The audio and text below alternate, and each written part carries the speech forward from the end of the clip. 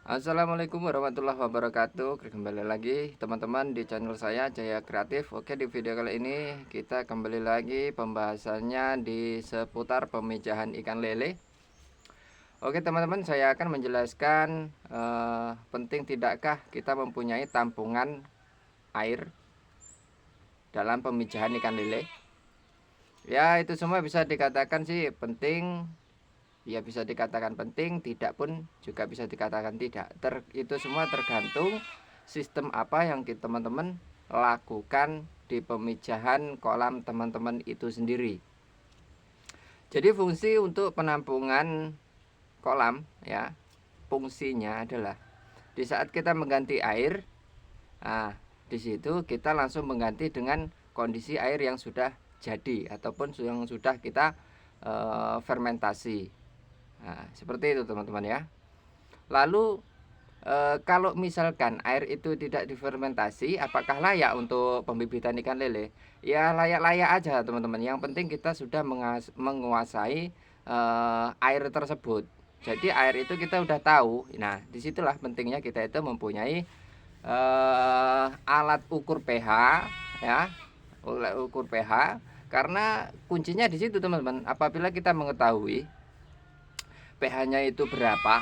Aduh, itu kambing tetangga teman-teman. Maaf ya teman-teman ya. Di sini saya ini di kolam saya. Kebetulan kolam saya ini lagi kosong teman-teman, kering kolamnya. Karena ini kemarin musim kemarau, jadinya di sini susah untuk mencari cacing sutra. Kendalanya di situ teman-teman ya. Jadi belum bisa memijahkan ikan lagi, kendalanya karena masih susah untuk mencari cacing sutranya. Nah, disitulah kita terpaksa pending dulu teman-teman ya. Nanti kalau udah ada turun hujan mungkin kita mulai lagi. Kembali lagi, oke. Jadi tergantung sistem yang teman-teman pakai, gitu loh ya. Kalau teman-teman itu pakai sistem air jernih, ya otomatis nggak pakai tampungan juga nggak apa-apa teman-teman. Langsung dari sumur bor kita langsung masukkan ke kolam. Yang penting kita tahu apabila pH-nya rendah ya kita tambahkan dolomit. Kalau pH-nya terlalu tinggi ataupun basah ya kita turunkan pakai daun pepaya. Pakai rebusan daun pepaya, pakai blenderan daun pepaya itu juga bisa teman-teman ya. Itu mudah sekali teman-teman. Kalau kita mau menaikkan kita kasih dolomit ya. Kalau kandungan air basah, airnya itu basah, asam ya, maaf. Kalau kandungan airnya itu asam kita tambahkan dengan dolomit. Kalau airnya itu kandungannya basah ya kita tambahkan dengan air rebusan daun pepaya. Sesimpel itu aja teman-teman ya.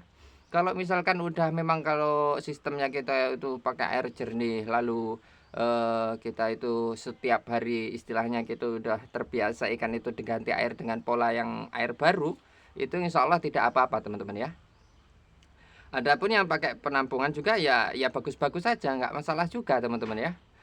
Biasanya kalau di penampungan itu kita menghijaukan air dulu supaya air itu sudah steril, kita ganti air. Nah, si ikan ini tersebut nanti dengan air yang baru juga tidak stres, kan seperti itu. Akan tetapi teman-teman jangan memastikan oh berarti harus pakai kolam penampungan, ya enggak juga teman-teman ya. Apabila teman-teman itu yang tidak mempunyai lokasi yang cukup, lokasinya sempit, hanya cukup satu indukan, dua indukan saja, ditambah lagi kolam. Kalau kita menambahkan kolam apa namanya, kolam tampungan, nanti kolam untuk pemijahannya nggak ada kayak gitu, nggak apa-apa, nggak apa-apa teman-teman ya. Yang penting teman-teman itu mengetahui kandungan pH yang ada di air itu berapa. Nah, cukup seperti itu aja teman-teman, nggak susah. Oke teman-teman ya, jadi informasinya seperti itu. Jadi bisa dikatakan penting ya bisa dikatakan tidak ya. Jadi kalau teman-teman itu khawatir nanti kalau nggak ada kolam penampungan ikannya nanti kalau pas ganti air bisa stres, nggak juga teman-teman ya. Kalau memang polanya udah, tapi ya itu pentingnya di sini teman-teman, polanya itu teman-teman itu harus jelas kayak gitu teman-teman ya.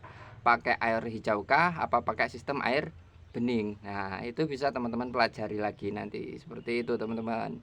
Jadi nggak harus kita itu harus mempunyai kolam tampungan. Kita punyanya air sumur, kita punyanya air sumur bor, nggak masalah teman-teman. Yang penting kita itu mengetahui kandungan air tersebut ya, seperti itu.